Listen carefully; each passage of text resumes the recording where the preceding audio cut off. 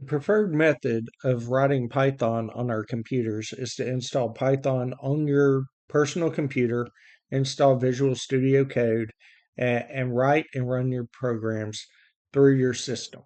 So that does not require access to the internet, but I have a lot of students that are using Chromebooks, and Chromebook is not it. You can put Python on a Chromebook. It takes a lot of effort. um, it's not something that you want to do.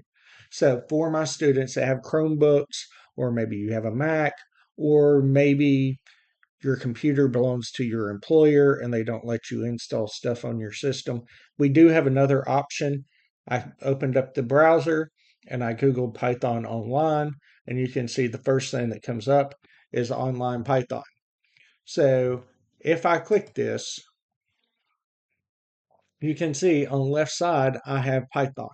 Now, this is more complicated than what we're starting out with. So I'm going to simplify it.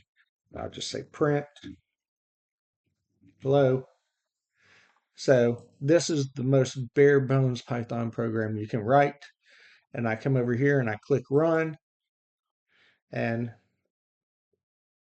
wait for a minute apparently because it's holding up.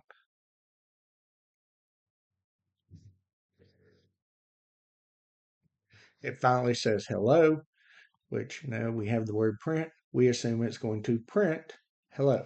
So this code works, and you can hit this save icon and you can actually save the .py file. Yes, it has ads over here. It has ads over here. It's got ads down here. It's annoying. The ads get in the way, but I have had students that have been successful in this class using this tool specifically.